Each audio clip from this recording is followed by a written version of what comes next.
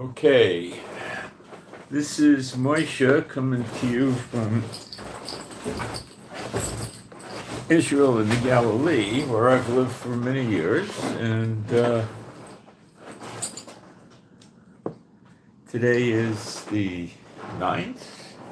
Let's take a look. I think it's the 9th of July. It's a Wednesday. It's about 8:33 in the morning, and we got a ton of stuff to cover in the news, and then we're going to get into the binding and the loosing and the agreement prayer, which is really almost prayer warfare, but it's prayer.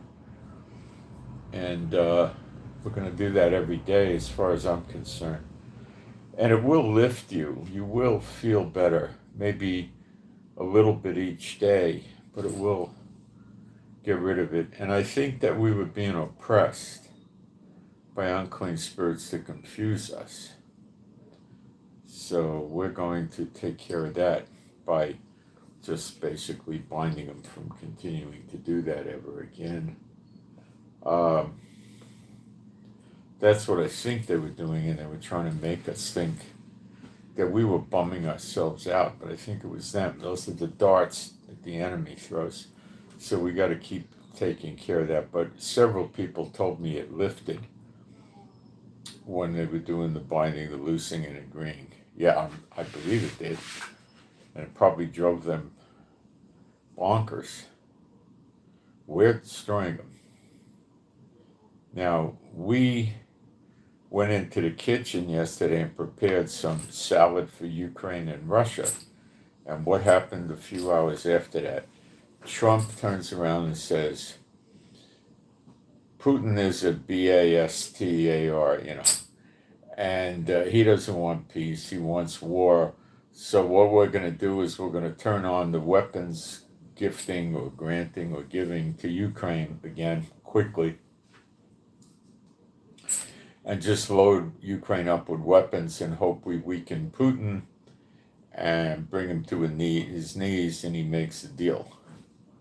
I think Russia's going to get destroyed before the other nations get destroyed because of what he's done to Israel so much.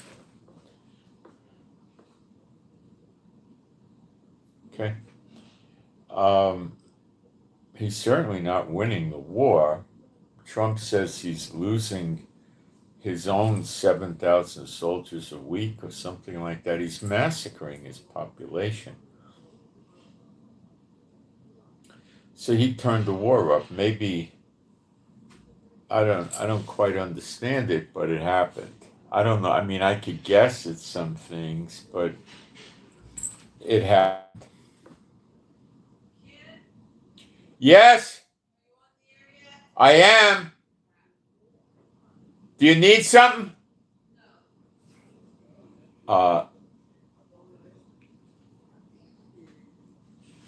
So today we're going to expand, create more difficulty for them. And we're going to do it, as far as I'm concerned, every day. And if something happens and we can't do it this way, which I doubt is going to happen that soon, but if it does, and it might, just continue it yourself. If you understand that how to do it, which you should by now, and you continue it yourself, there's no incentive for them to try to knock us down. Because it'll just get worse. Then you won't have the time to sit here and listen to me, just spend all that time wrecking them. Okay. There's a lot of train derailments in the United States in the last few days, and I'll go through them with you. Fires are up in the United States. Flooding is something new, and it's popping up a lot, and it's dangerous, deadly flooding. Earthquakes are up around the world.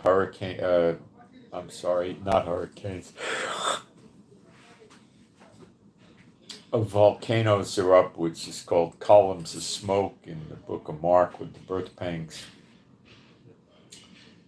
And fires are up around the world. Russia and Serbia. Well, Serbia is not Russia. I think it's something else now called Serbia. They got a lot of fires. France has got fires, I think, around Marseille. Turkey's still fighting that big fire, and Syria's still fighting that big fire. And there's other fires. I'm not following every single one of them. And there's a report out I picked up on Twitter that a dam in North Carolina, which they were warning, or a day or two, for 2 days, and then one day they were warning it might go. And some guy who does a decent job with reporting stuff like this for many years said it's verified that it seems that the dam is going to break imminent. Now, I don't know, that could also mean it's going to break imminent, they're going to release a lot of water out of it, and if they do that gently enough, if they can, which I doubt, they might be able to make it, but we'll see if they evacuate. I tried to get a count of the acres destroyed in the San Luis Obispo fire, the Central California Madre fire, and I went to Cal Fire, and they were nice enough to talk about a lot of nothing about the fire. I couldn't get a decent containment count from them, a percentage, and I couldn't get any number of acres burned. And they might not have calculated it. But I think they did. I think they just conceal information in the name of avoiding panic.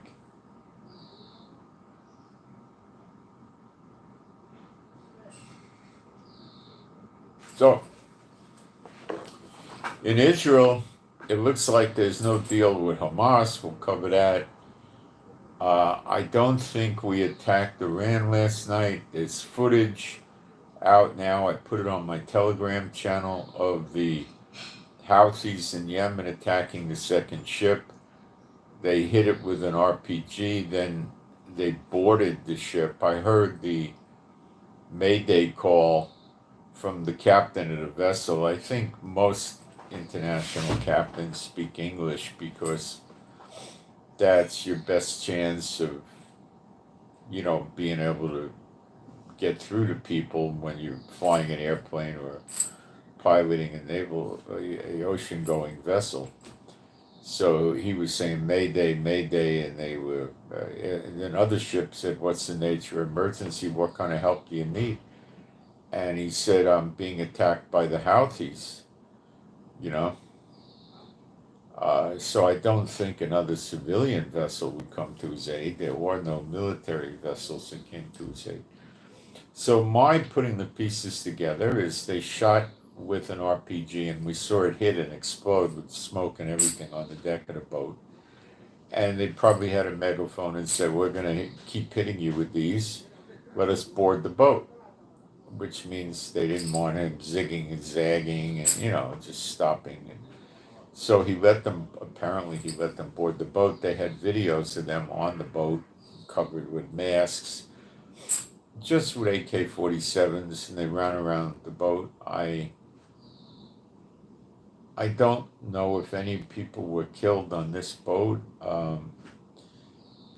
They let them get off the boat, probably go into lifeboats. I did not hear that they took them into custody, no hostages. They probably gave them time to just get off the boat. Did they let them go to their cabins and get personal possessions? I doubt it, maybe, but I doubt it. Did they go to the ship's captain and ask him to open the safe and give him all the money? Because a lot of times these ships might carry $100,000 or $200,000 or $300,000. I would assume they did, unless they don't even know that exists. Sometimes a ship might, a big ship, which this thing wasn't such a big deal, but I mean, a big oil tanker, a big container ship might carry $500,000, $1 million in cash. Unknown if they did that, and they would have at least got $30,000 or $50,000 probably. Did they rob the crew? I didn't hear that. Did they rape any of the crew? I didn't hear that. Um, and then they planted, I think, 4 explosives on the boat, spaced equidistant. We watched the detonation go off. They all went off at about the same time or in very close timing proximity to each other. And then the boat began to sink. I think they put the charges inside the boat, probably down by the bottom of the hull or something like that. And the blast came up through the deck, but then the boat started taking water. So they did 2 boats, and they're probably going to do another. So Trump is not going there with American vessels, nor is the UK, nor is Israel, to stop this. And this is actually a smart move with Trump, because he's saying, why the heck should I absorb all of this? You know, let the other countries, Egypt is suffering, they're losing their toll money from the Suez Canal. Let them either suck it up and say, oh, we love you, Houthis, you're trying to help our brethren in Gaza, or go over there with their army and knock on their door with, you know, they got an Air Force, they got a Navy, you know, give them, you know, do it lightweight, give them 80 or 90 artillery shells and drop 100 or 200 bombs from the planes and tell them, you know, if you're going to continue, we're going to come back and it's going to be 5 times worse. That's the only thing they'll understand, but Egypt's afraid to do that. Well, so's Trump. He tried it and he had to make some sort of peace deal with them, which I assume by attacking international shipping, he didn't exactly break the ceasefire with Trump to the letter, but by continuing attacking Israel and now shipping, I think he's skirting it, but you know, they don't want to get bombed again by America. So this has got to be actionable by the nations. And it's just continuing. So I think Trump is saying, you know, he's going to say, listen, they're going to all scream at him on the phone, you know, these different countries. He'd say, hey, what we'll do is we'll put together a coalition, we'll assemble a naval flotilla, we'll bring 3 or 4 aircraft carriers down here, so we got about 200 jets. We'll bring our aircraft carriers out of range. We'll bring our other ships, destroyers and cruisers, close enough to fire missiles, and we'll just open up on them. But we'll stay there and keep opening up on them for 4, 5, or 10 days, maybe 12 days. And just wait till they want to talk. And if they don't want to talk and they want to play victory or martyrdom, well, then we got to decide if we want to hand over the Red Sea to them because they don't want to give up, or we're going to have to do martyrdom on them, which isn't real. They think it is.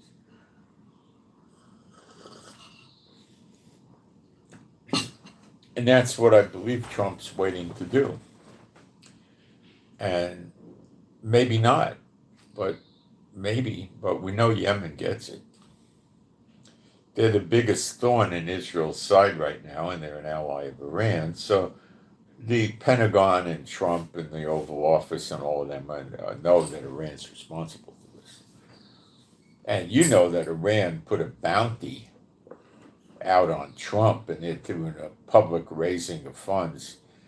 It was either 100,000 or $1 million. I think it was just 100,000, but they'll up it to $1 million. You know, U.S. dollars.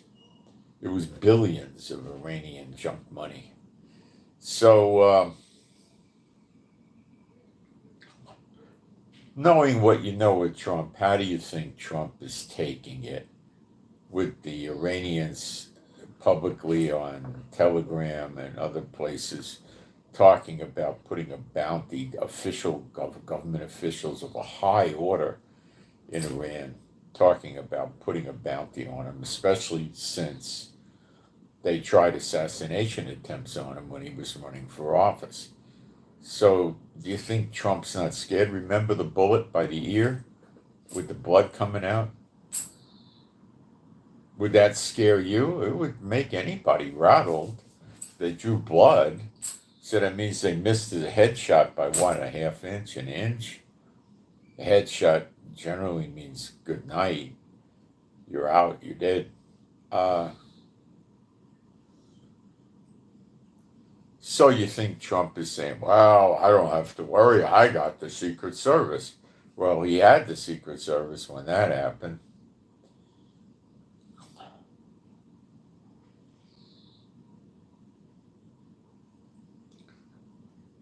So what about Netanyahu? Well, let me check the live stream. Let me go in there and get my post up and make sure we got sound and picture. Then we'll get into all of this stuff, and we'll have plenty of time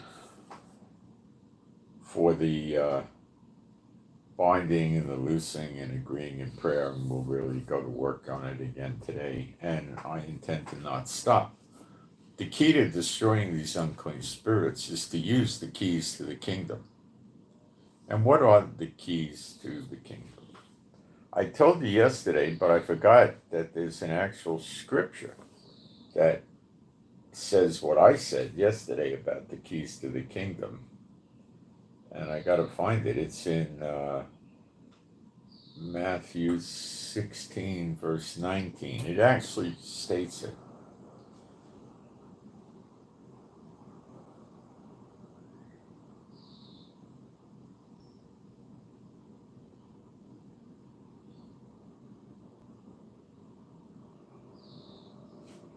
No, not in Matthew. What happened? I gotta get Matthew. This iPad is so busted up. Okay. Matthew's. Such a pain. Matthew 16, 19.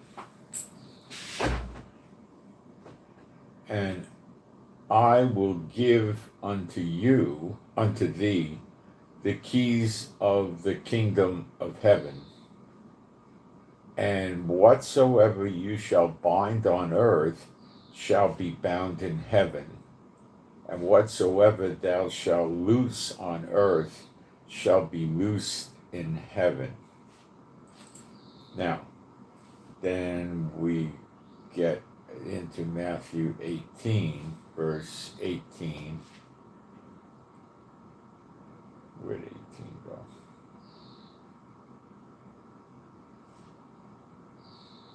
Oh, gosh, how did I get it in to go to Telegram? Such junk, this thing.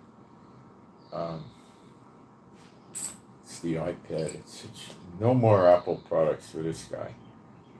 Such junk. Okay, Matthew 18:18.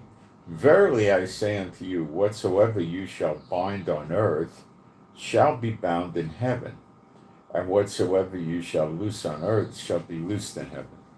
So the way you can look at it is what you're binding verbally in the name of Yeshua on earth will be bound by your heavenly Father Jehovah in heaven. That's what that means. Now, they put the words in there and they say,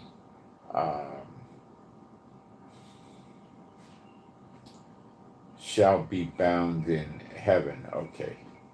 So let me get the other version up here with the Strongs.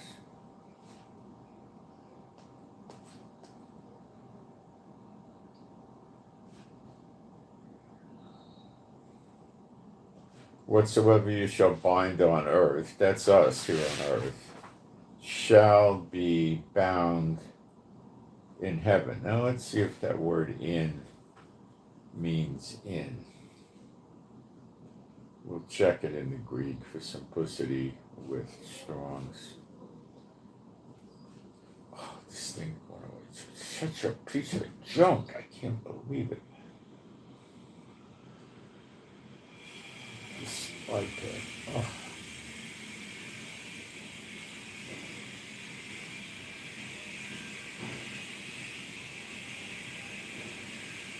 The slightest pressure on the screen and it goes someplace else.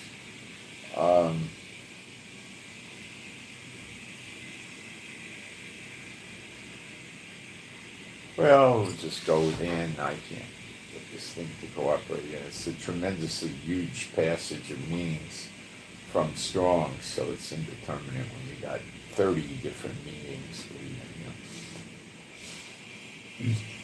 And whatsoever you shall loose on earth shall be loose in heaven. Again I say unto you that if two of you shall agree on earth as touching anything that they shall ask, it shall be done for them of my Father which is in heaven. So I think I'm led to tell you guys at this point that if some of you want to come here, I could probably accommodate. You got to check with me. We got to work on this, but I think I could accommodate several of you with your own room, privacy, stuff like that. The place has a guest house, which we don't use. It's just for friends and relatives, really. And it's 2 bedrooms. And there's other ways we could rig up places to sleep here. We could probably easily handle 4 or 5 people without a great deal of difficulty.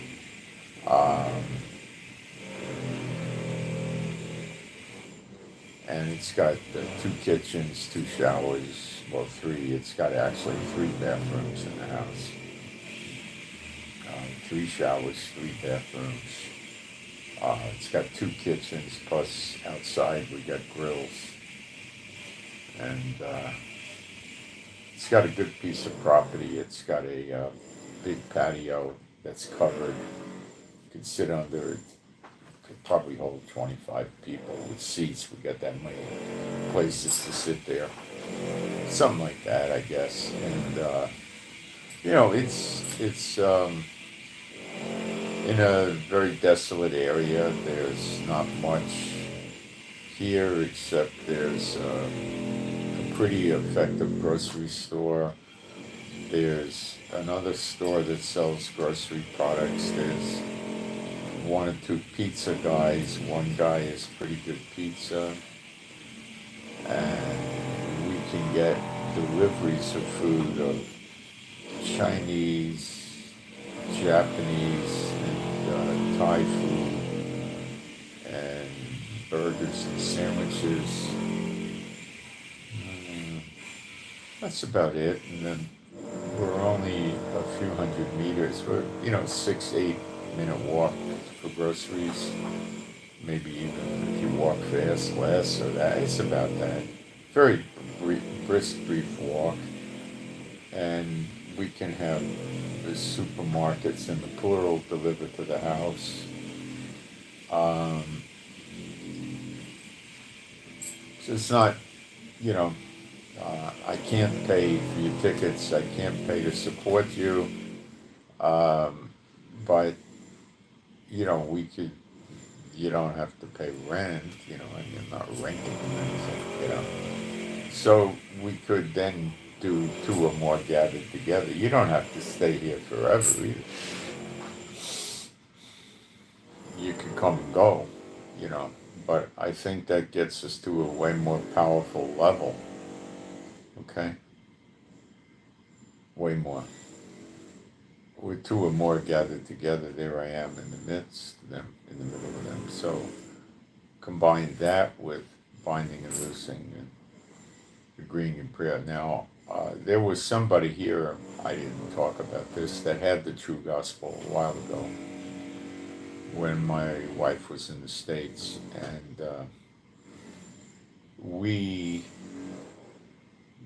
this is somebody that really has the true gospel, okay, and is not afraid to attack the enemy spiritually.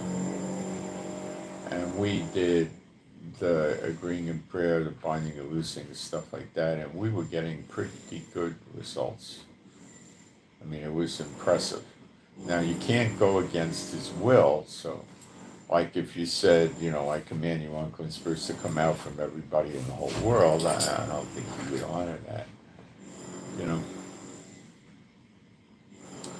So that's, you need money. I can't support you guys. I got enough supporting myself. So you got to be able to do that, and you got to be willing to participate in keeping the joint clean, prepping food, things like that, going to the store, and, junk like that. I'm not charging rent. I'm not charging a room charge. I'm not, none of that. Okay. But you need to have money. Okay. And also, it's going to cost me money for the water and the air conditioning, the electricity, and all that stuff. So you don't want to break my bank, So there you have it. You can walk from my place a few hundred meters and then have an overlook over the whole Sea of Galilee. And you could also see Jordan and the Golan Heights and the whole Galilee. It's just 7 miles by 5 miles. You could see the whole thing. So it's kind of nice to go there and pray and stuff, or, things like that.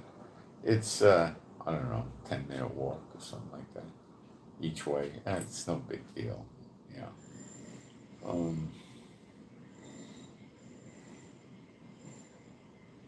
We wouldn't have a car unless you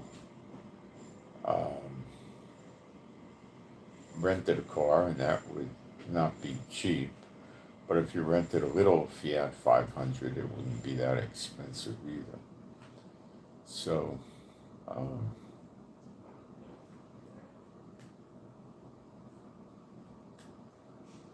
there's plenty of stuff to do outside. We got a front yard and backyard to sit there. There's trees to sit under. All sorts of stuff. Patio to sit under if you want to go in there. Not on the concrete. There's a huge olive tree that'll shade you real good, And there's a lot of stuff, where you can sit outside, and sitting outside this time of year is good early in the morning and good in the evening. It's not good, other times. I have high-speed internet all through the house and the front and rear yards. You can get high-speed internet without any problem. So if you got some interest in this, you got to get a hold of me. My email address is at the bottom of the description box, which is israelgiving with the number 7@gmail.com. Now, if I don't know you for some time, I would have to be a moron to say, yeah, sure, come over here. Because you saw how the Satan bots were attacking us yesterday. I can't do that. It doesn't mean you're a Satan bot. It means that I don't know you and I can't take a chance. Would you, if you were me? See what I'm saying? Okay, so let me get into the live stream. So this thing, you got to start by contacting me, and then we can see what's going on. Right now, there's plenty of aircraft flying into Israel. There's a lot of ways to get here, depending where you are. If you're in Europe, you can work your way down to the countries close to here and get cheap flights. Specifically, you'll get very cheap flights from Romania and Poland. Okay? Pretty darn cheap. Okay?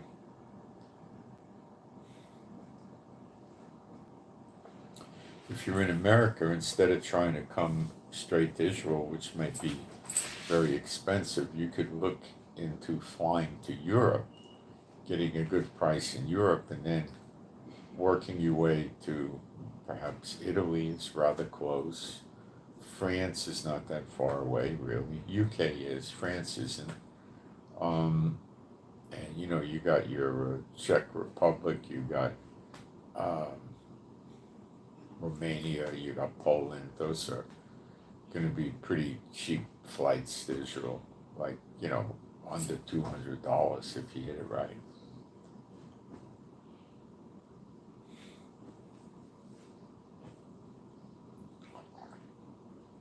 So I don't know exactly what the rates would be on the planes because I don't know exactly where you're coming from. Depends if you're coming from, if you're doing America or Canada, or you're coming from Central Canada, Western Canada, Eastern Canada. Same with the U.S., West, Center, or East.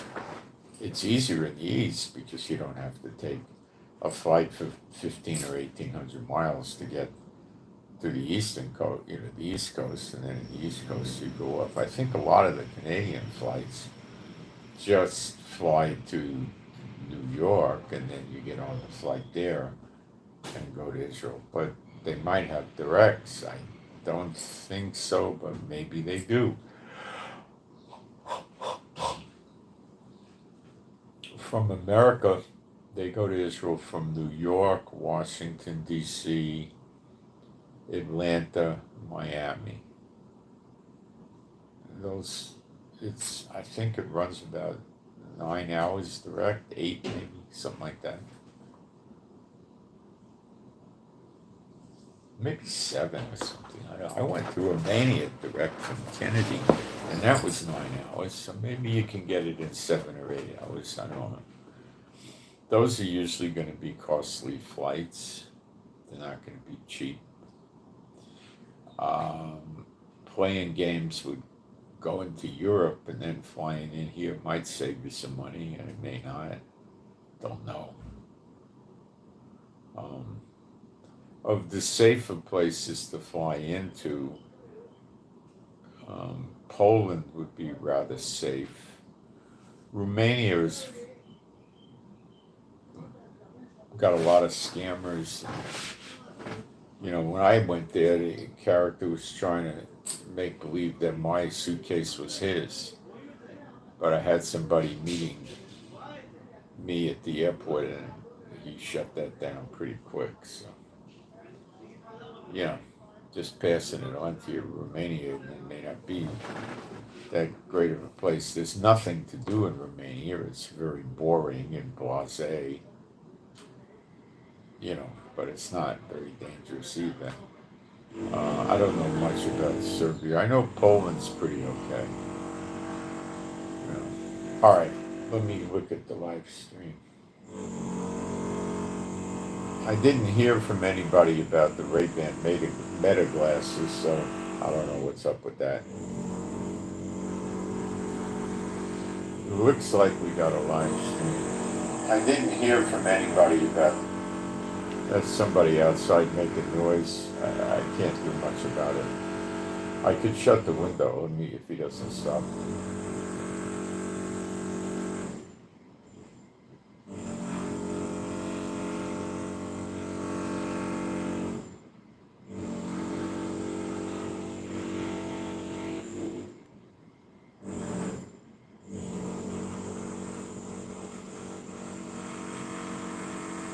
Yeah, please hit the like button.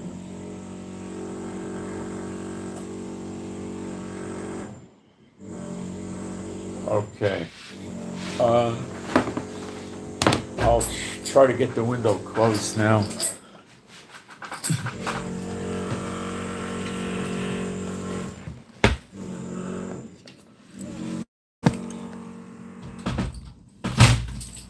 Much better. I don't know how long they're going to keep doing that. Doing some work on the house next door. I don't think anybody's living there, but maybe there is. I don't know. A very old woman lived there, and she died a few years ago. She was 97, 98, something crazy, very old. And she was in really bad shape the last few years. They did a hip replacement surgery on her, and they did such a great job. She couldn't walk after they did the surgery. See, the doctors here, you got to be really afraid of them, Why did they do the surgery if she can't walk? I mean, was that a good outcome to do a hip replacement and then the person can't walk? I know some character in the States that was a martial artist. He owned a knife company. He had a hip replacement. 90 days later, he was doing martial art kicks full steam. This woman, of course, this woman was much older than him. She gets it done, and then she can't even get out of bed and walk or stand. Great doctors. Many of them are Arabs, by the way. Whatever that means or doesn't mean, I don't know. Just an interesting comment. I got a friend who had a relative get hip replacement and needs to get around with a cane. People in America get hip replacements and they don't have to get around with a cane. So what's up with that, right? I don't know what's up with it. I don't need a hip replacement and I wouldn't get one. I mean, I don't know. What did people do 200 years ago? I guess they laid in bed until the thing healed and then they walked around with a limp. Maybe the doctor or whoever they had put a cast or a brace on it and they just stayed off it for some weeks till it healed up or something. I don't know what they did. But boy. All right, I'm going to do some praise. There is no God like Jehovah. There is no God like Jehovah. There is no God like Jehovah. There is no God like Jehovah. There is no God like Jehovah. There is no God like Jehovah. There is no God like Jehovah. There is no Messiah like Yeshua. There is no Messiah like Yeshua. There is no Messiah like Yeshua. There is no Messiah like Yeshua. There is no Messiah like Yeshua. There is no Messiah like Yeshua. There is no Messiah like Yeshua. So if we get a few people here, I would expect we'd spend, I don't know, probably 2 hours a day or 1 to 2 hours a day binding, loosing, and praying, maybe more. And also Bible and stuff like that. It would be fun, I think. You don't have to stay forever, but I think we're so close you'd never go back. But that's another story. But anyway, it would be to take the trip and say you just want to stay 2 weeks is possible, but that's a pretty big trip for 2 weeks, you know. I mean, you could do it. People do it all the time, but they're tourists, you know. But okay, so let's get into the news, and then we'll get into the good stuff.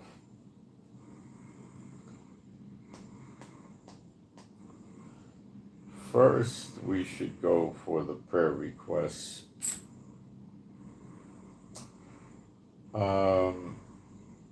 First one is for MP Mike Papa, MP Mike Papa and spouse. MP Mike Papa and spouse. Pray they have a good, loving relationship for MP and spouse, and apply some tossed salad to MP and the spouse and cancel witchcraft, sorcery, spells, and enchantments designed to affect or target MP and the spouse. Okay? Both of those things should do it. I would do the spiritual warfare first in terms of sequencing that and then do the prayer. Okay? Spiritual warfare first, then sequencing the prayer after. Okay. Next, RS, Romeo Sierra, RS, Romeo Sierra, RS. Healing mentally, the mind. So healing for the mind, the brain, mentally. Okay? For Romeo Sierra. Okay?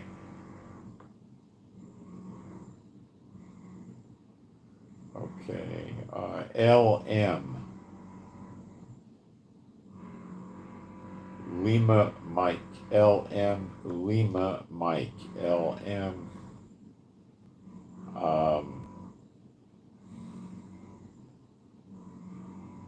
healing, it's a child healing for a hole in the heart, for LM, general healing and healing for a hole in the heart for a child named with the initials LM, Lima Mike, Lima Mike, healing hole in the heart.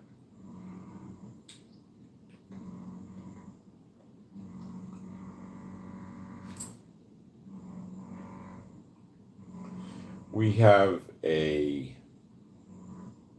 traveler's prayer request for AS and family, Alpha Sierra and family. AS, Alpha Sierra and family prayer requests for travel, family prayer travel requests for no lost connections, no delays, no accidents, no lost, stolen, or damaged baggage, no bad connections, no lost reservations, this type of thing. No bad people to sit next to, no canceled flights or trains or buses, that sort of thing. Okay, travel's prayer.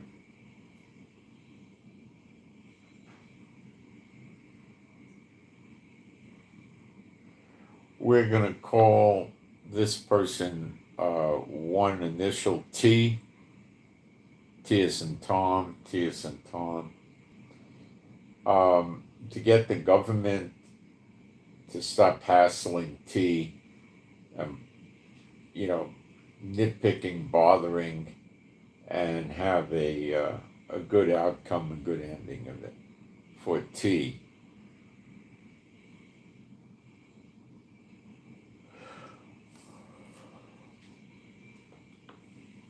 T as in Tom.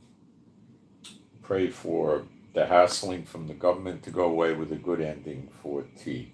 Okay. Let me delete these so I know they've been done.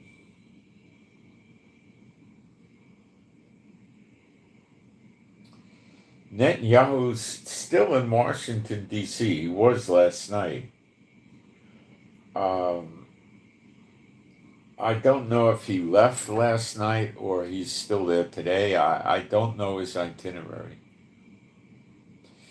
I think it's Witkoff, or it's some other guy on behalf of Trump is going to Qatar to negotiate over Hamas, but I don't think he's going until Friday or Saturday or something like that. So I don't think they're waiting for that. Nothing happened with it.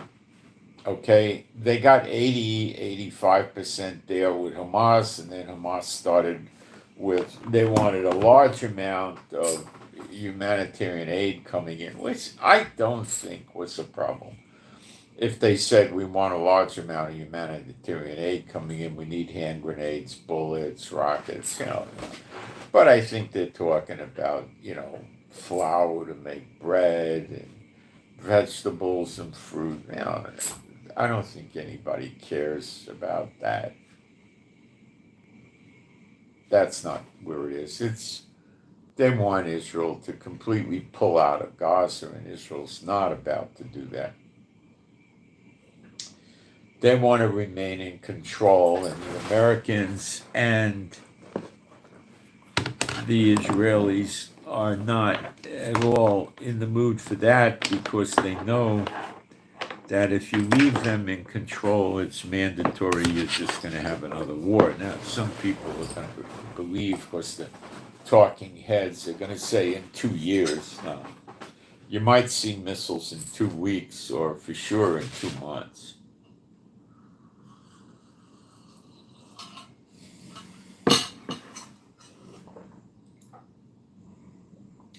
It's a lot of countries that will give them missiles.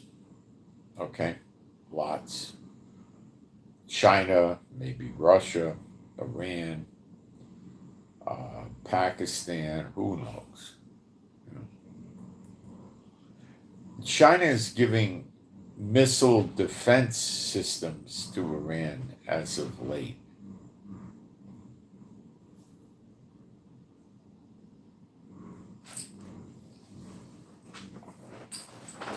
I don't think China has anything that's that effective. If they did, they're certainly not going to give it to Iran right now. Why? Because Israel and America would have an opportunity to study it and work out workarounds if it was effective, or could figure out workarounds to make their missile defense systems ineffective.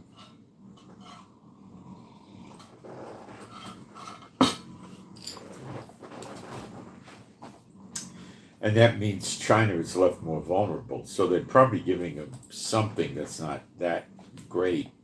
They might not even have anything that's good. That good.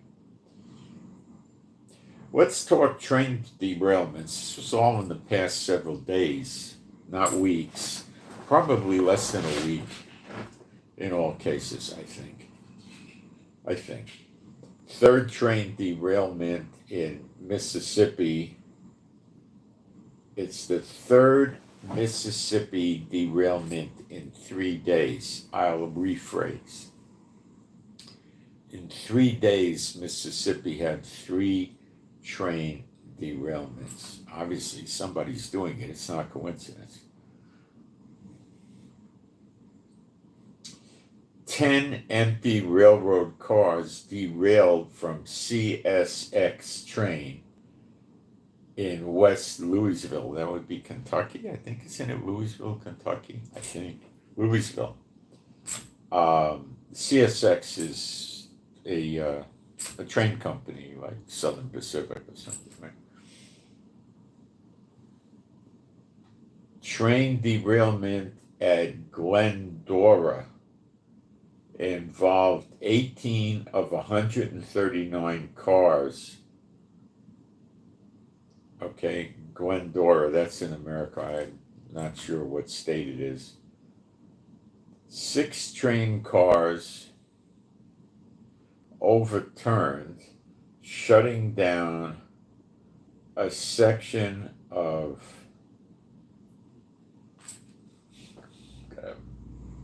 Ferries Parkway near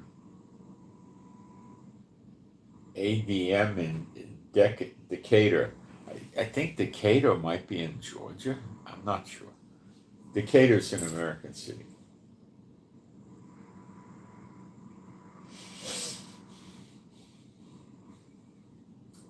Tallahatchie County, a train derailed. Now, Tallahatchie, I know we had a song in the 60s, the Tallahatchie Bridge. It's not Tallahassee. Tallahatchie, not Tallahassee. It could be in Florida, though. It's a Chattahoochee around there. It could be it's an Indian name. So it could be Florida, but it's definitely America. Mexican authorities said Monday, today's Wednesday, they seized about 4 million gallons of stolen diesel gasoline and petroleum distillates from 2 abandoned trains in a Mexican state bordering Texas. That's not a derailment, but it's pretty interesting. The Texas flood that hit a Christian camp, Churchianity camp,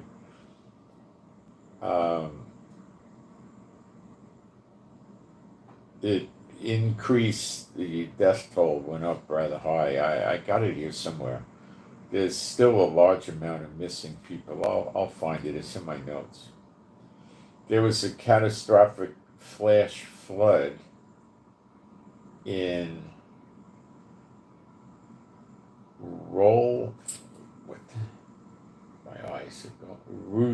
Ruidoso, New Mexico. In New Mexico, a flash flood.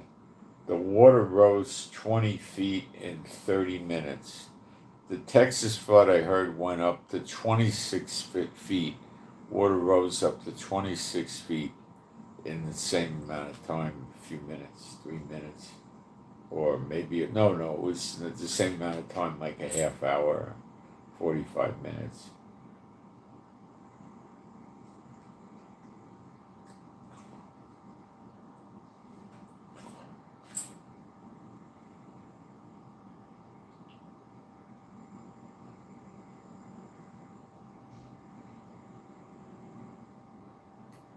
Wildfires are raging on July 7th. They're raging around different countries. They're in Serbia, they're in France, Marseille, they're in Turkey, Ankara, they're in Syria, at Latakia, and they're in other places. No, not in Israel. This is just in the middle of this. Let me throw this in. On July 2nd, today's the 9th, a Chinese warship targeted a German military Beechcraft King Air 350 aircraft. That's a twin-engine plane. I think it has a pressurized cabin.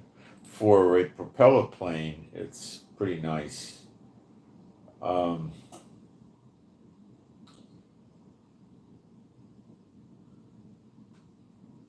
It was doing reconnaissance.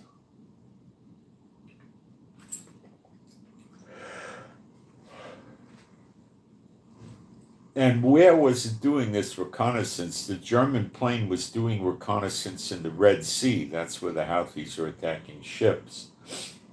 And the Chinese put a laser on their plane to warn it.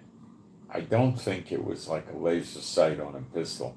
I think it was a laser that if they were able to keep it on there, they might have wrecked the plane and it would have blown up or crashed.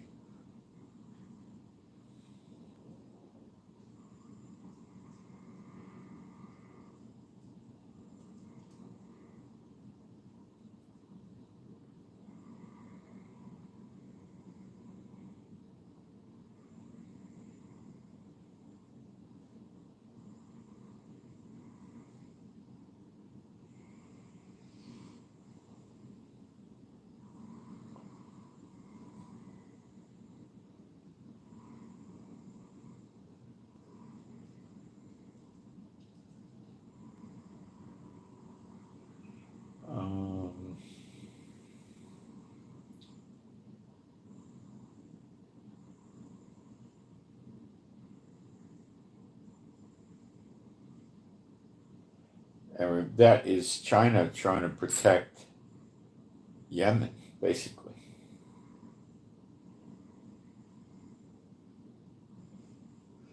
The German government condemned the incident and called it completely unacceptable. And I believe they called in the minister or the representative from China to chew him out or something like that, diplomatically.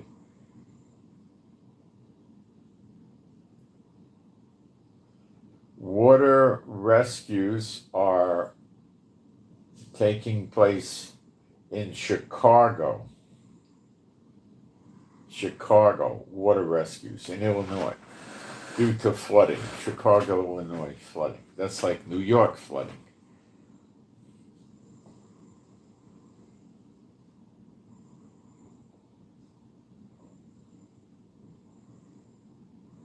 They're saying, I think it's saying 5 inches of rain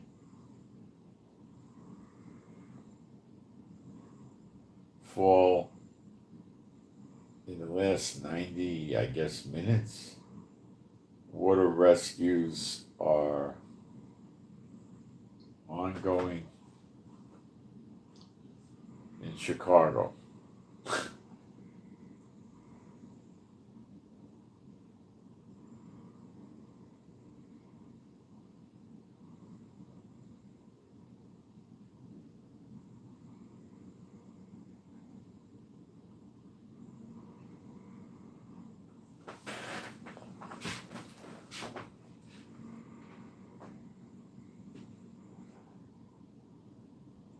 So 5 inches of rain came down in less than 90 minutes.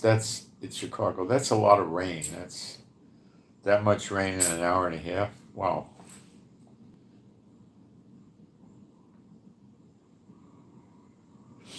There's what they're referring to as an imminent dam failure coming in Taylortown, North Carolina, at the Farm Pond Dam at the head of Joe's Fork.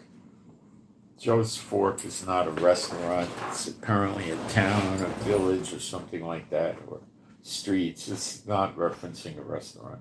It would make an interesting name for a restaurant, Joe's Fork, but that's not what this is. If you are located in any low-lying areas along Joe's Creek, between Taylortown and Whispering Pines, North Carolina, I guess you should go to higher ground or check with the fire and rescue people to keep alerted as to what to do. Now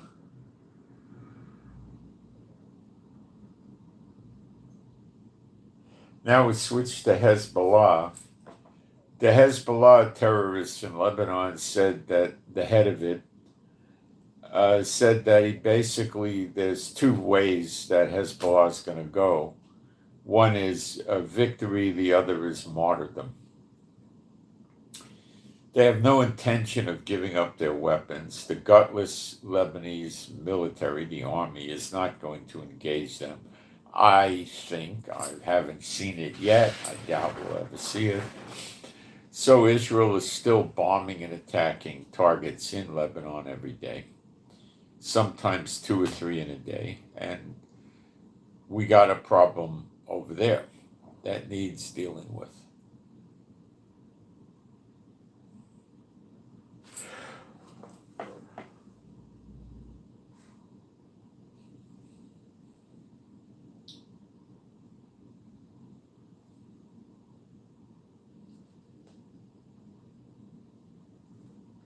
Well, is that enough birth pains for you guys in one day?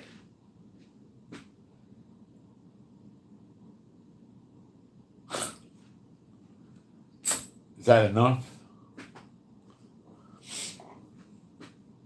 Like I said, if some of you want to come here, we could do the binding and the loosing and the agreeing in prayer, and we'd be in each other's presence.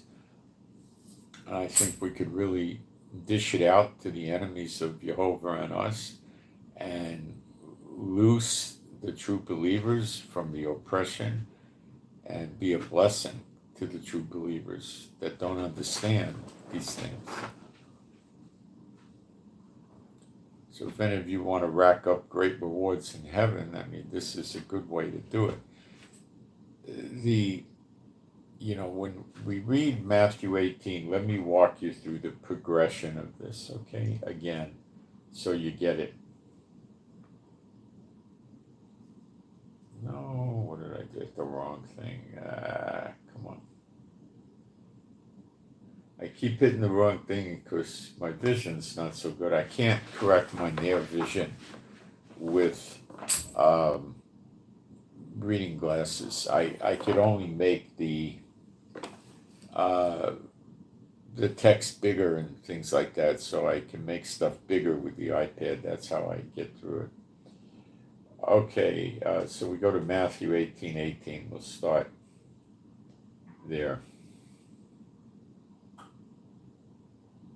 Verily I say unto you, whatsoever you shall bind on earth shall be bound in heaven, and whatsoever you shall loose on earth shall be loosed in heaven. So it's saying just if you as an individual do this, it'll happen if you've got the faith. If you don't have the faith, pray for the faith. We'll deal with that later today. I'll try to remember. Again, I say unto you that if 2 of you shall agree on earth as touching. Now, why do they use the word touching? Let's check that out.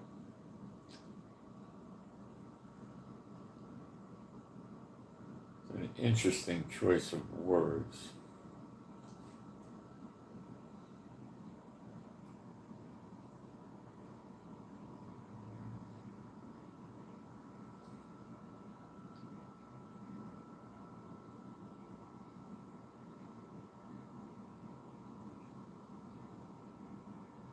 Well, I think it means have contact.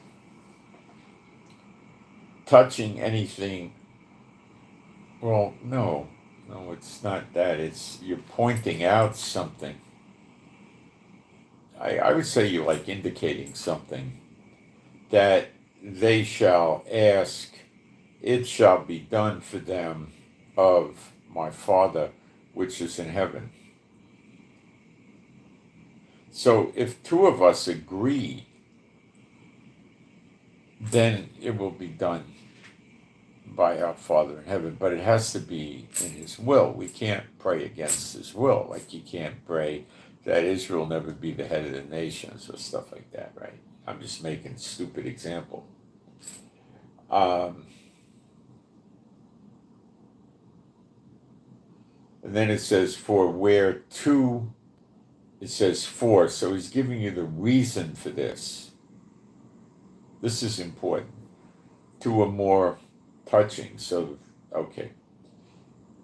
Listen to me here. Where two or more, two or three are gathered together in my name, there I am in the midst of them. Is Yeshua not the intercessor? He is. He asks the Lord. That's why we do things in Yeshua's name. So he's our intercessor. So when he's gathered with us, in the middle of us, then it becomes even more powerful. So it starts out with one by themselves. Then it goes to two or three agreeing, and then it goes to him, or two or more, I think it says. Then it goes to him with two or three together physically, and he's in the midst of us as our intercessor. So it becomes more, maybe effective, more powerful, more potent each step you go.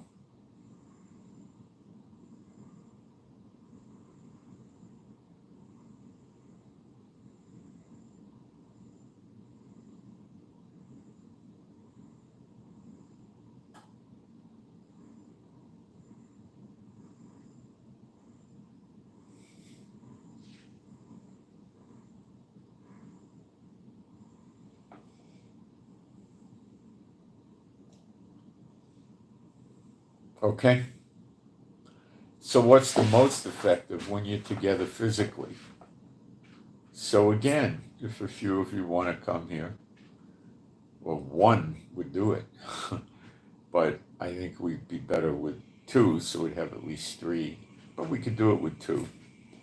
Then we could walk in this scripture, and that would be pretty exciting, I would think.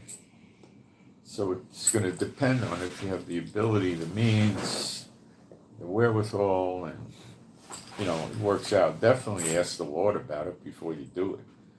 Absolutely ask the Lord about it before you do it. And I will, as well. So,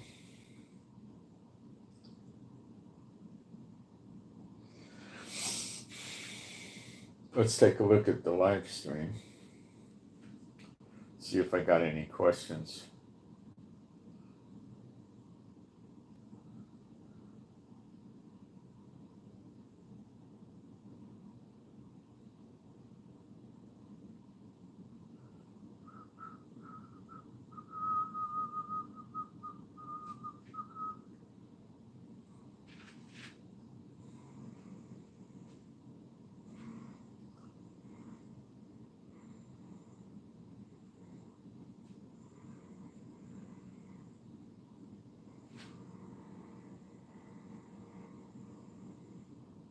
Well, in Israel, I don't know if there are reviews of the doctors, I never heard of them doing that here.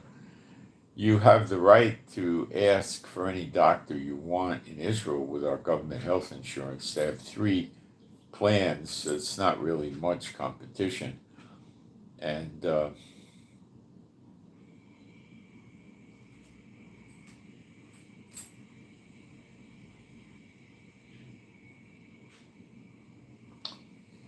but what'll happen is the doctor will tell you, yeah, it's July, I can do it in December.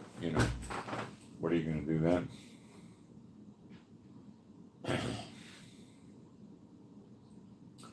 They give you medicines here that America stopped using because they weren't good many years ago, years and years ago, and they still use them here.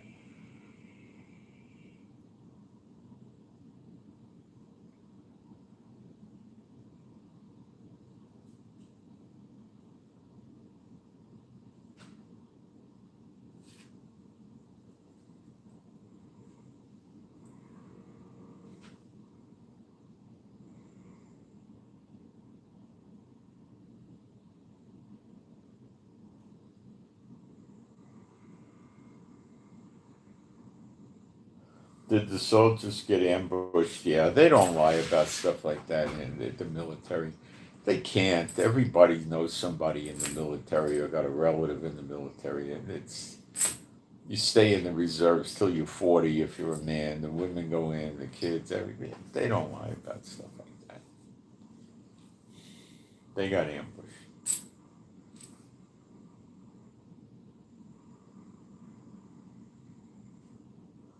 I want to look something up real quick. I'll be a few seconds, probably not long.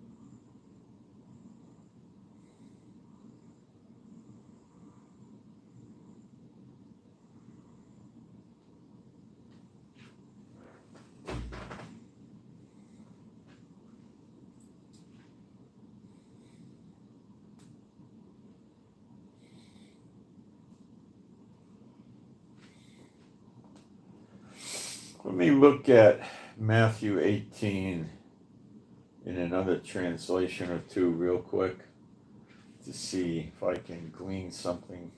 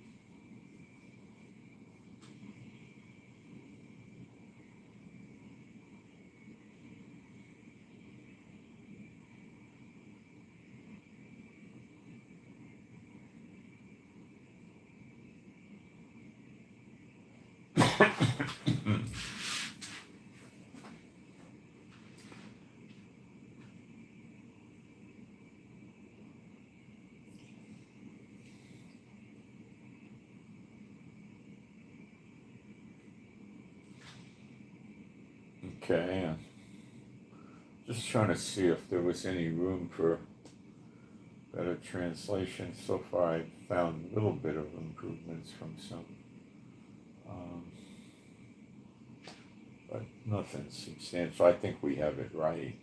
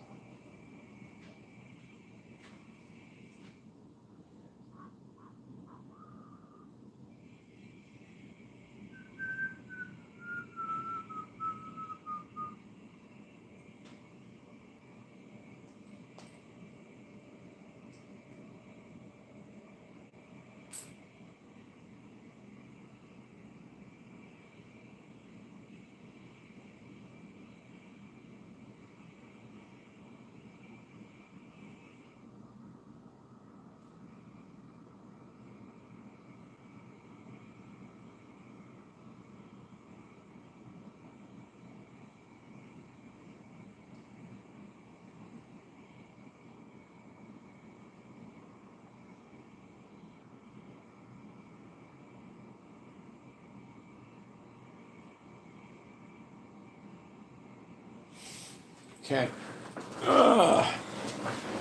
Any questions?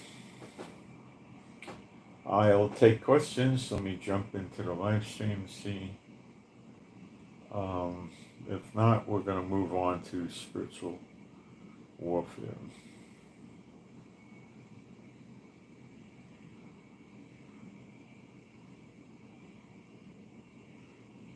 Many thanks to the moderators.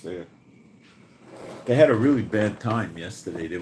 Some jerks were trying to overrun us or something. But when you got multiple moderators, they can't do much.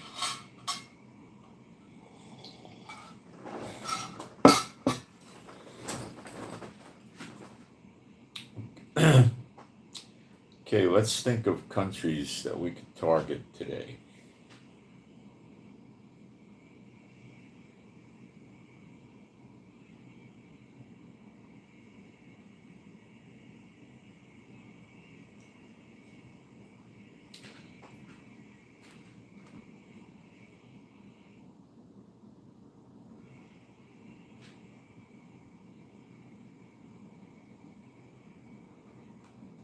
Let me look at a map for a minute.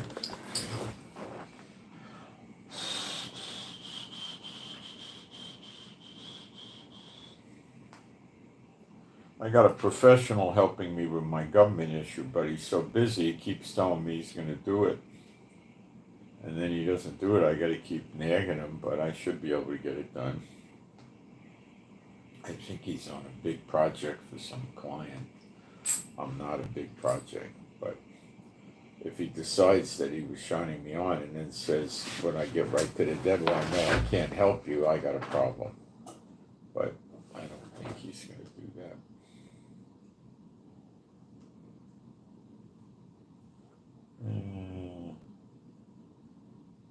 Lousy map. Let's get a good map.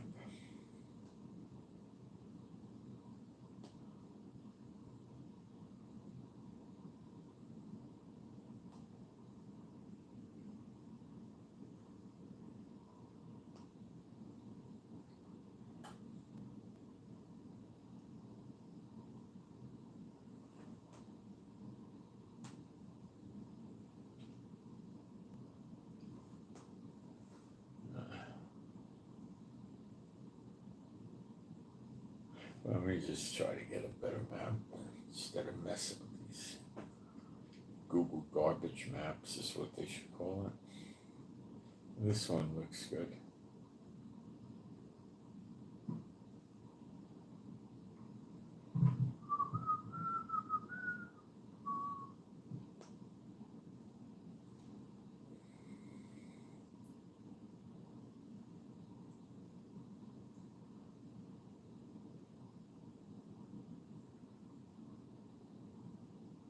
I think we'll work on Africa. Let's get the most important ones. Okay, here we go.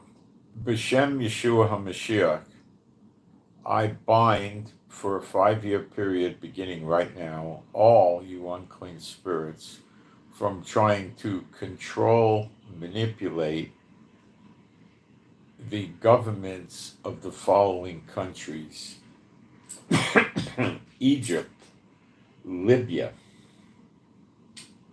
Tunisia, Algeria, Morocco, Algiers. Well, we'll call it Algeria.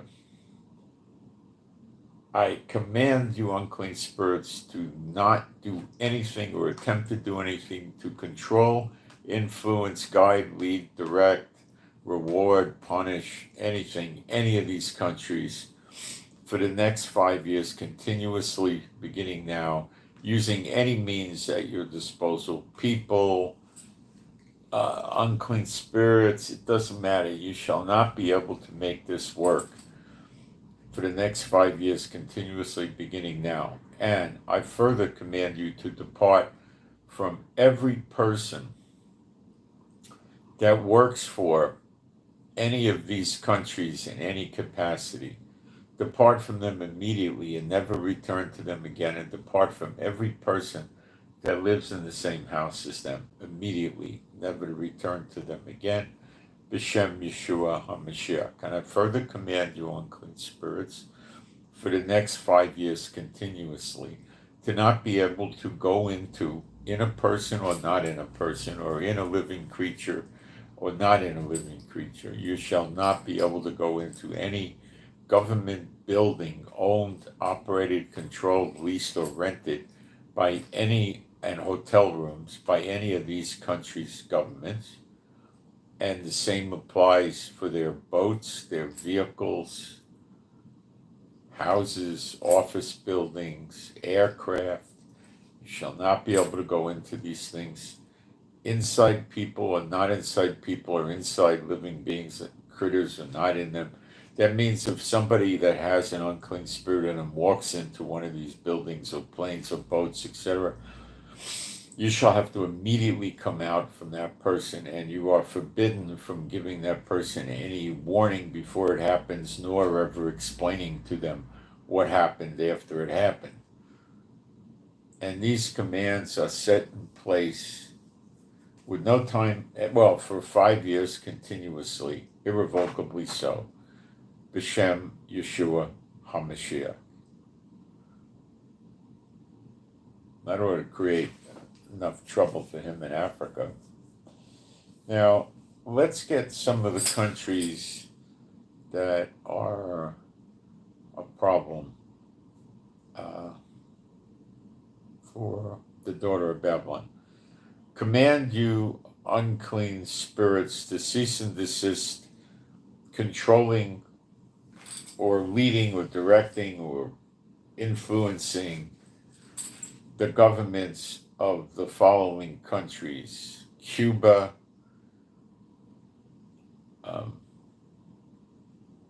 Venezuela, and Mexico. You shall not do anything to control, manipulate, lead, direct, reward, threaten, deceive to get to do what you want any of these governments of these countries for a 5-year period beginning now, irrevocably so, B'Shem Yeshua HaMashiach. And you shall not go into any member of the government in these countries that works for these governments for the next 5 years continuously, as well as you shall not go into anybody that works for the governments of Tunisia, Algeria, Morocco, or Egypt, or Tunisia for the next 5 years continuously. B'Shem Yeshua HaMashiach. Nor shall you communicate with the people that work for any of these governments using any means at your disposal. You shall not appear to them or their families or the people who live in the house with them. Nor shall you communicate or get communication through to them using other people or the internet or phones or anything at your disposal. You shall not be able to get it to them. No communication for 5 years continuously with all the people working in this government, in these governments. And if new people come into the governments, as soon as they become part of the government, these commands shall apply on them as well. And this is all done irrevocably, B'Shem Yeshua HaMashiach.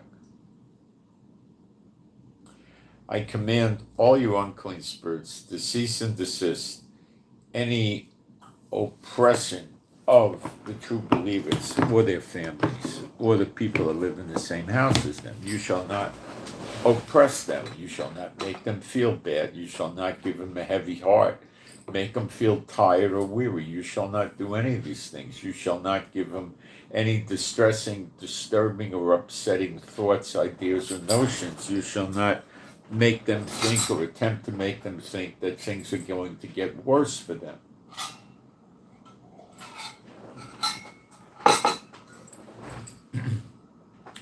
You shall not prevent them from having like-minded, true gospel believers as friends and associates. You shall not interfere with their friends and families in any way, shape, or form. to prevent them from receiving the full gospel, the true gospel. And these commands are set in place now for a 5-year period, beginning now, irrevocably so, B'Shem Yeshua HaMashiach. I've just used 5 years because I don't think we by any means need it that long, but it's just interesting to do it that way. So I did it that way. So you should be agreeing with me with these things, unless you don't want to. But if you're a true believer, you should be agreeing with these things. So we're making difficulties for them, that's for sure. I command you, unclean spirits, to depart from any person that owns, operates, controls, or works for any bank in the following countries: Switzerland, Liechtenstein, Andorra, Belgium, Hong Kong,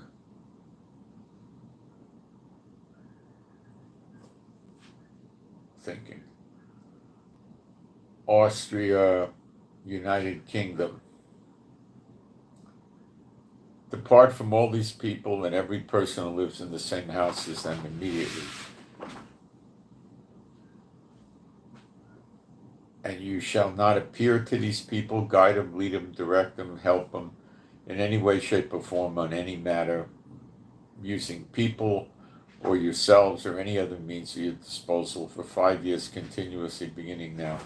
And you shall not be able to go into any bank building or office or facility or boat or plane or vehicle owned, possessed, controlled, rented, or leased by any of these banks for 5 years continuously, beginning now. You may not go inside people or beasts or critters, or directly without people or beasts or critters. You shall just not be able to go in there. Nor shall you be able to surveillance what goes on in these bank buildings, nor observe them, or anything like that. For the next 5 years continuously, these commands are set in place irrevocably, B'Shem Yeshua HaMashiach. Let's see how they like their wonderful banks now.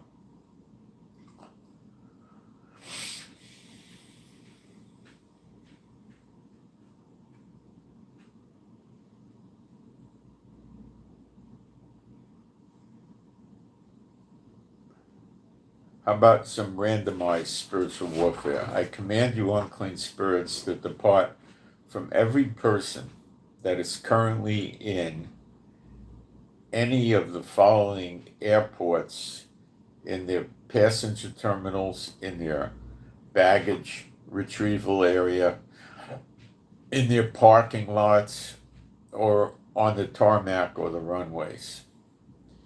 You shall depart from all these people immediately without ever giving them a warning or an explanation as to why you went out, as it pertains to every airport in the United States, in the state of New Jersey, in the state of New York, in the state of Illinois, in the state of Florida, in the state of California, and in the state of Washington, D.C.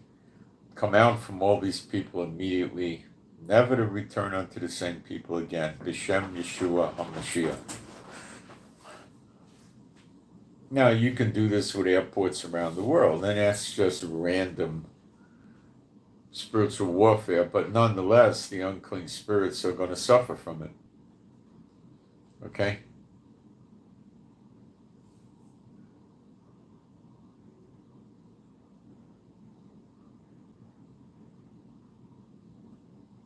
Now you can go after religious organizations, as well.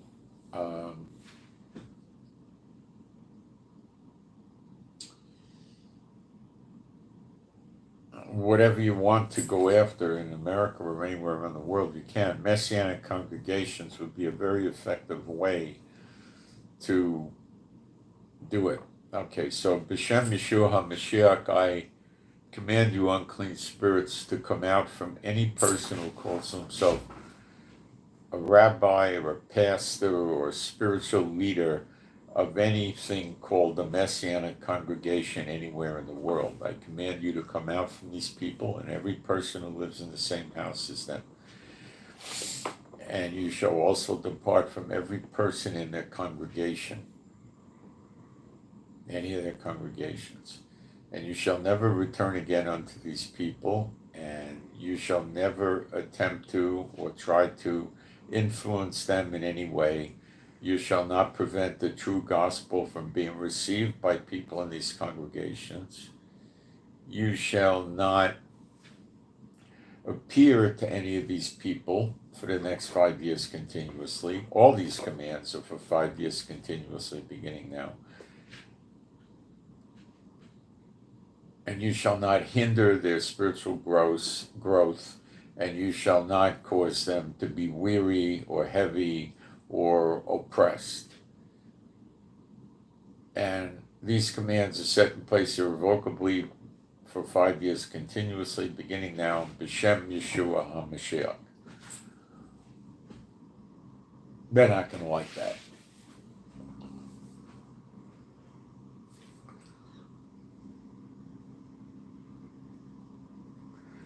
I'd say hit the cruise ships, but in reality, there's not that many people on cruise ships that are demonic. I've been on a lot of cruises, and they're not that expensive for most of the people. They have maybe, you have a cruise ship that might have 1,700 cabins, and maybe 20 of them are very expensive. And a lot of them are filled with friends of the cruise line as gifts. And, there are people that, they don't want to go out and charter a yacht for $250,000, $500,000 a week. So they go out with their friends or family, whoever it is, and they rent a 2 or 3 bedroom suite with 2 floors and 3 bedrooms and their own sliding pond for kids in the place, and they get their grand piano. They have a nice sized jacuzzi outside on the deck. They get their food served in the room by a butler. They have their own butler. They don't share their butler, and they spend $30,000, $40,000 for the week. So when they go out around the ship to see the shows, they're in the crowds. When they go to eat in the dining room or the buffet or the restaurants, or they go to the gift shop or the camera place or the photos, or go to the swimming pool, they're in the crowds. If they go to the gym, they're in the crowds. If they get on and off the boat at the stops, they're in the crowds. When they go on a yacht, they're not in the crowds. But when they go on a yacht, do they have that wide variety of food? No, but they get excellent food, super excellent food. Now, when you're on the cruise ship and you buy the alternative restaurants, which are anywhere from usually about $40, $50 a head to $100, $125 a head, you're getting excellent food too. Remember, on a yacht or on a cruise ship, the food is stored in a freezer, special freezers, for a week at a time or something. So, when you rent these expensive suites, I don't think they charge you for your alcohol or for going to the alternative restaurants. You could probably arrange for your butler to go to the alternative restaurant and pick the food up and put it on a cart, bring it into your room, and serve it to you in your room. I'm sure that could be arranged. So, when you're on a yacht, you don't have to go to the crowd to get to the entertainment, the shows. But there are no shows on a yacht. They don't have that, where you got all kinds of music and shows and bands playing in multiple locations. So the people like this, they don't get to control the itinerary. They don't get to tell the captain where the ship's going and when.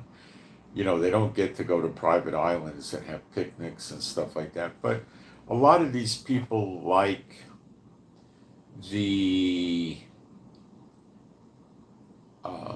the blend of a yacht and the cruise, and it's a lot cheaper.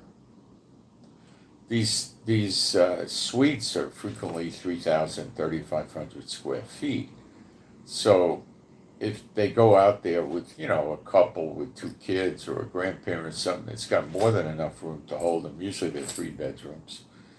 And they got plenty of rooms. And they could experience much of the cruise inside this big suite.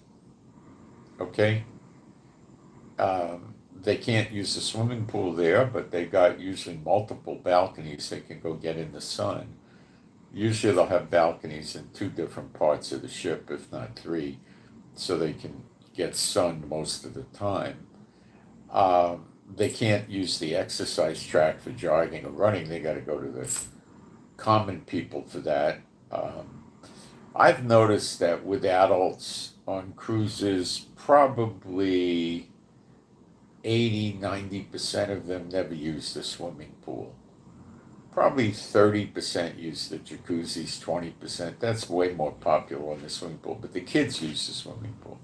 So if you got kids and you're in a suite, you just send them to go use the swimming pool. They don't care. They're rich kids. They don't care. They'll come back, You could probably get your butler to go over there and change out of butler clothes and escort the kids and watch the kids. You could probably get the butler. He's your butler. The only thing he does is work for you. And I believe when you spend this much money, they have a butler on call 24/7. So if you want to go out and see the show, you could have the butler come into your suite and just sit there and watch the kids. Make sure they don't throw the sofa overboard or anything like that,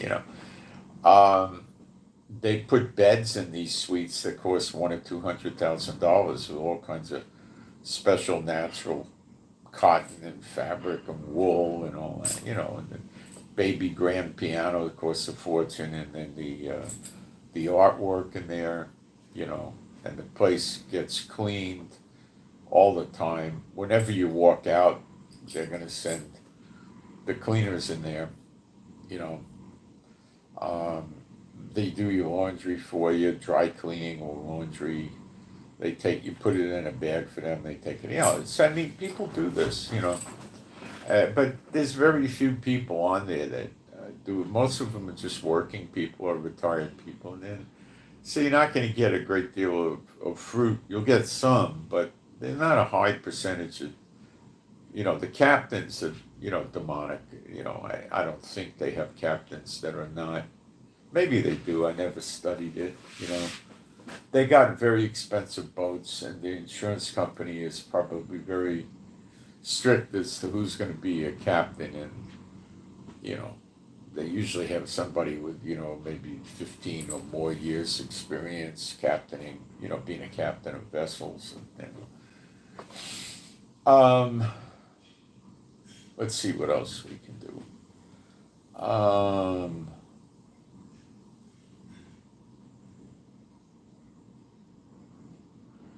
So, B'Shem Yeshua Mashiach, I bind all you unclean spirits from oppressing any true believer in Yeshua HaMashiach, using any means at your disposal, throwing so-called darts at them, or using people to make problems for them, or you scaring them or getting them to worry or be distressed or bother them. All this you shall never do ever again. For 5 years continuously, starting now. B'Shem Yeshua HaMashiach. And join in on that one. You should feel something be lifting by now. See, I think a lot of the oppression we were getting was the unclean spirits, because there's so few people with the true gospel loitering around us and doing it. So, B'Shem Yeshua HaMashiach, I command all you unclean spirits to cease and desist any surveillancing of true believers. You shall not surveillance them or have people surveillance them or cameras or inanimate objects surveillance them.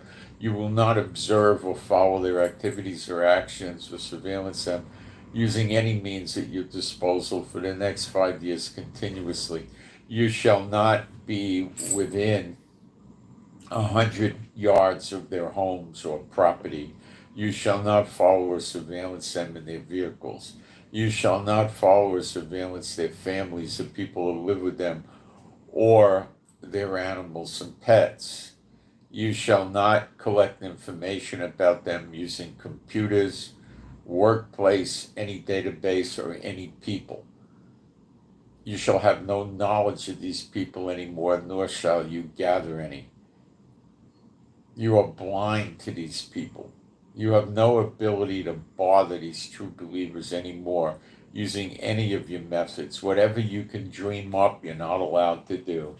Whatever is possible to bother, hinder, make weary, cause problems, economic or otherwise, or upset their families, anything at all that would have a negative effect on the true believers in any area of their lives, you are bound from doing for a 5-year period of time beginning now.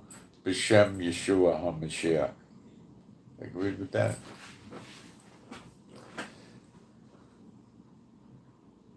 See, we got the keys to the kingdom, don't we? Does Satan have the keys to the kingdom? No. Does Satan have the keys to the outhouse? Yes.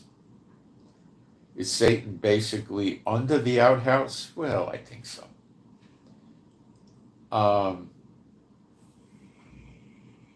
He's been bothering believers because they haven't had the true gospel in so long. How did he accomplish this? He set up false churches that don't teach the real gospel. Like, I'm giving you stuff right out of the scriptures. That's what they were doing. It's right in the Bible. You think they weren't doing it? They were doing it. We're doing it now. And it works. Of course it works. Don't let them make you think it doesn't work.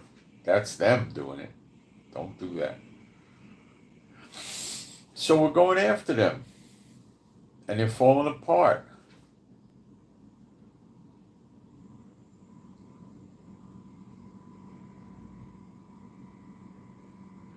B'Shem Yeshua HaMashiach, I command all you on... No, we don't even have to do that. I was not going to do that.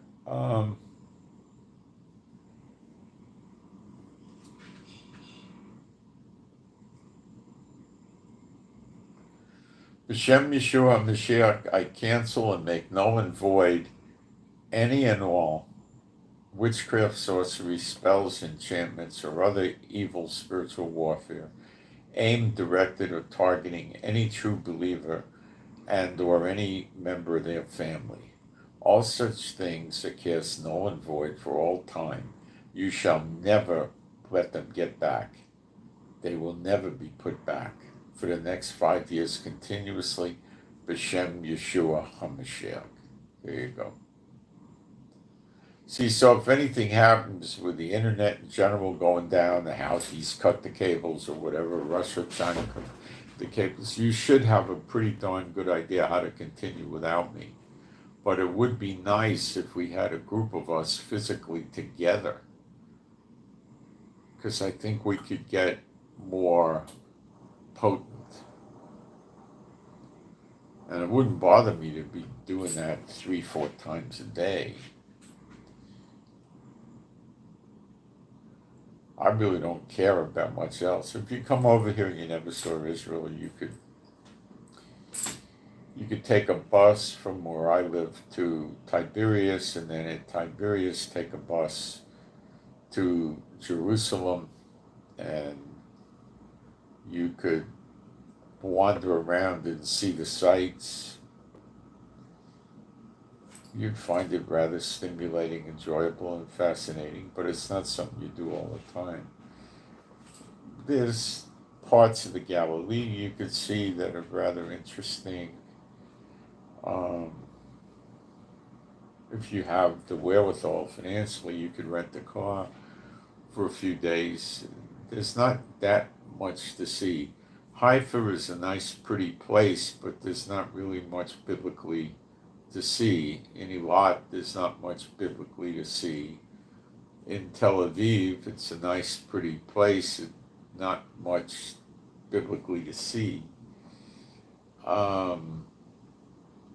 Around the Galilee where I live, there's things to see. You can get a car and drive around and see most of it in a day or two. There's not a ton of it. Capernaum or Capernaum, there's the ruins there. There's a few ruins you could see. There's bathhouses where they have the mineral water and stuff down by Tiberias, and some of them, I believe, were there at the time of Yeshua, but I'm sure the buildings have been rebuilt and stuff.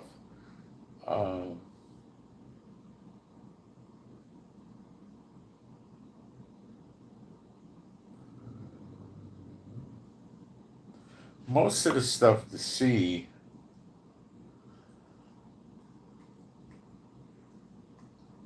is in Jerusalem and Tiberias area, the Galilee area, I should say. That's the lion's share of it.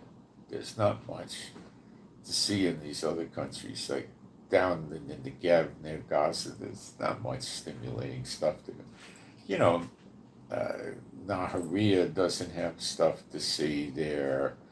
Herzliya doesn't have stuff to see. Caesarea has a little bit, You could see a Roman, where they had like a little Colosseum. They got one of those up around Tiberias. It's not a great big one, like in Italy, but it's a small one.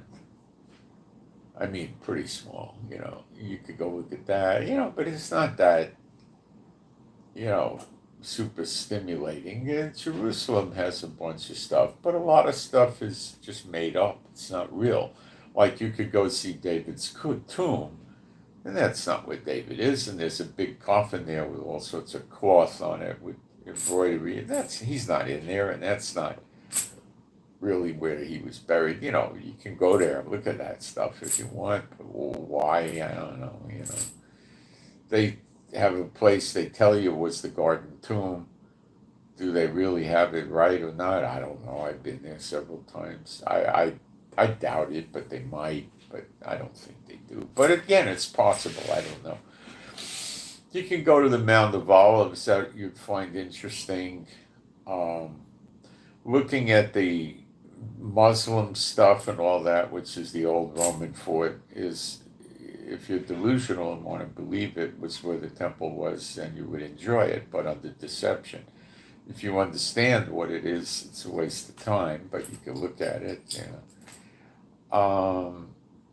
Going into the old city in Jerusalem is rather dangerous because of the tensions with the Muslims, but I wouldn't suggest it.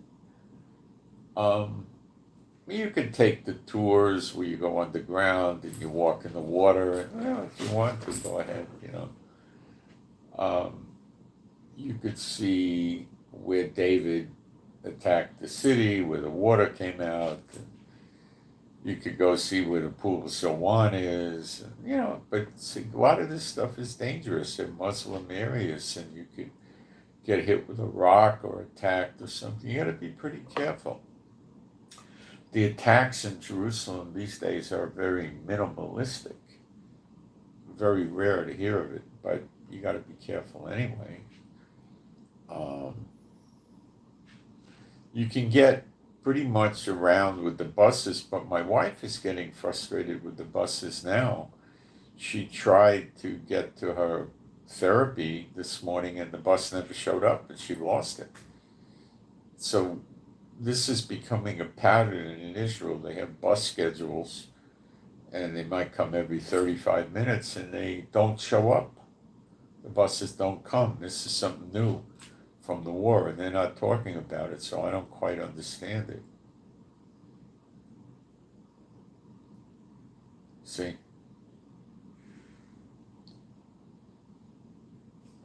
But that's the case, so if you're not on a schedule, it wouldn't be that bad. The thing you could do here is you could take the trains, which are very pleasant. They have internet, they have toilets, they're comfortable. You can buy passes for the transportation by the day or the week or the month, and they make it rather comfortable economically. So where I am, you could take a bus to Haifa, or you might have to go to Tiberias and then take a bus to Haifa. And then when you're in Haifa, you could get off right at the train station get off and get right on the train, and then you could take the train directly to Jerusalem or to Tel Aviv, roll right in, and then from there you could walk or take. They have the thing called the light rail. You could look. They have by the light rail. They got maps of where it goes, and you could get yourself through it. Buy a brochure, get a brochure to show. Look online. The light rail is a pretty nice thing. It's like a streetcar, an electric streetcar, rides on the surface with a track. Um, your travel pass would enable you to use that also. Going to the Shuk in Jerusalem is a really nice experience, but it's not biblically anything.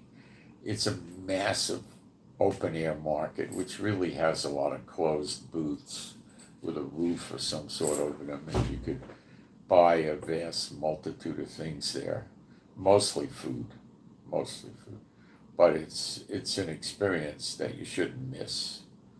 It's good for some, it's good to, you know, good to see it. From where I am, you could see Mount Tabor. You don't have to go there. I mean, I've been there. There's not much to see. I think the only travel you really want to do would be to Jerusalem, and you might want to go there and spend the night at a hotel if you could afford it. If you don't, you could always come back and go again another day. Spend the night at a hotel. And in 2 days, you'd be able to see most of what you want to see. There's the Jewish Museum, but that's not really that biblical. And, there's tons of different things to see. You could go to the malls, but, it depends what you want to do. Tel Aviv has a shuk that's pretty interesting, too. And you could go to other places,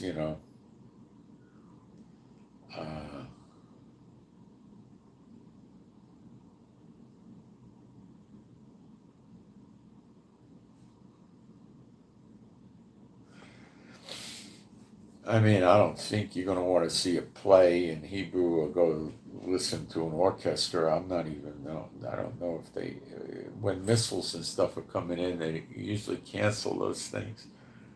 Soccer games. I don't know if they're canceled or not. I have no interest. They don't have any big amusement parks here like America. They have a drive-through safari park with animals. You could do that in other countries.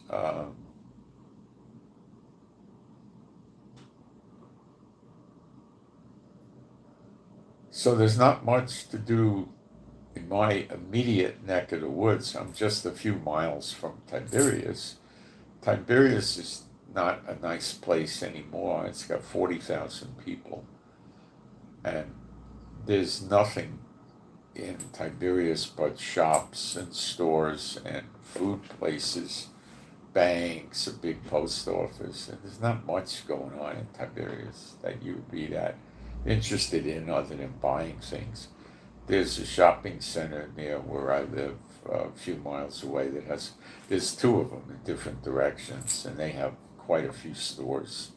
They're open strip markets, they're called, but they're very, very big ones. You can get pretty much anything you need, and we get a lot of stuff delivered here. You could buy stuff from Amazon and have it sent here. Walmart doesn't send out of the country. There's a lot of things that, you're not going to be that handicapped, but it's really not to come see the sights. I mean, you're here to do it, but the primary motive is you want to really get busy with other like-minded true believers physically and start wrecking Satan's kingdom even more and helping the true believers that don't know how to do these things. And of course we want to help the Israelites too. We want to do a lot of things, and we want to do it quick and hard. So if this is of interest to you, then let me know. Not if you want to go sightseeing. If you're here anyway, and you really want to see some of these places, okay, that I understand, So, if I know who you are, let me know. Unfortunately, if you write me and say I've been listening to you for 79 years or whatever, and you don't know me and this and that, I can't bring you in. I don't know you. That doesn't mean you're bad. It means I don't know you. How could I bring you in? You wouldn't do that if you were me. That'd be stupid.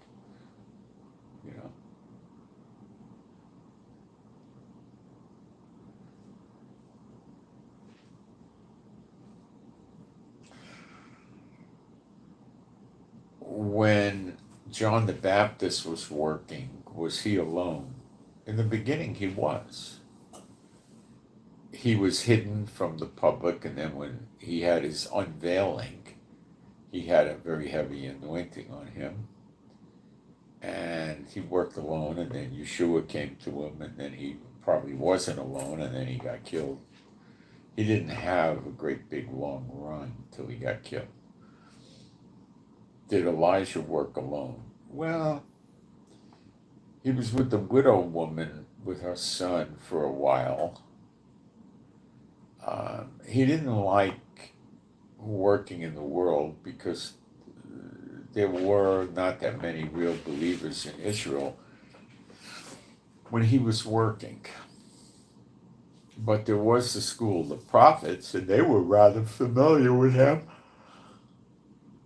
So it doesn't tell us specifically that he was teaching in the school of the prophets, but it would be a logical assumption that he at least had something to do with them.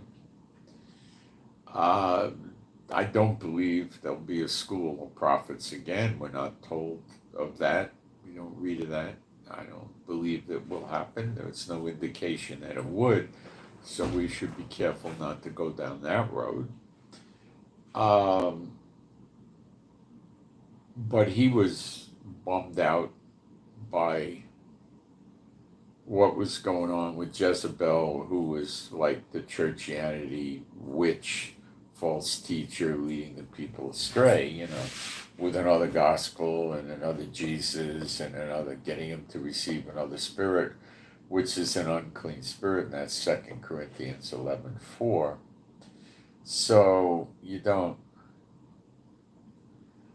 So he got so freaked out and fed up by the whole thing. In other words, he was so oppressed that he ran away. He was in some cave, and then the Lord had to come very gently and talk to him and bring him out of it. Another time, the Lord kept him away from people. He was sleeping by a place of water, a spring or a stream or something, and the ravens were directed to, feed him, to bring him food. The rabbis with their Talmud false book say that the ravens were stealing food off the king's table for him. Well, that's speculation because it doesn't say where the food came in or what it was. But he was hanging out by the water, and that went on until the water dried up. Then he went into action, and he caused the rain to come back, and then he had a assistant, Elisha, different name than Elijah. He had Elisha, and he had other people that he knew, So you look at what part or what time of his life it was, and he was in different scenarios, but he certainly did not like the false priests that were of Jezebel, which would be the churchianity people today. And he killed hundreds of them, cut their heads off, I believe. He didn't like them at all. No. What's to like? Nothing. Couldn't stand them.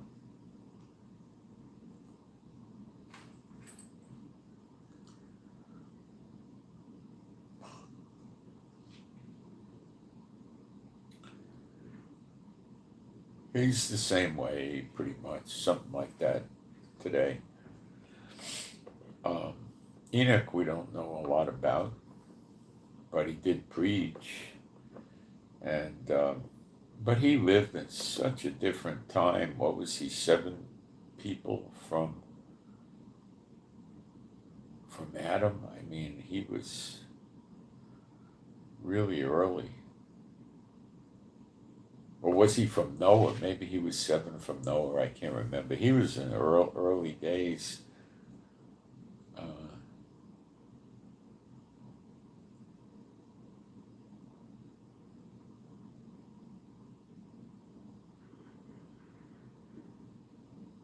Let me put that up. I can't remember. I have a feeling it was. Wait a second.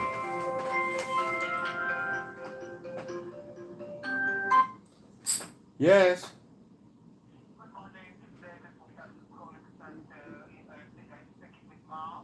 Yes. Oh, yes. Okay. Wait 1 second, please. I gotta go into another room. Okay. Guys, I gotta take this. You might want to leave in maybe a few minutes, or it may come right back. I don't know. Hang on. It probably won't be long. Yes.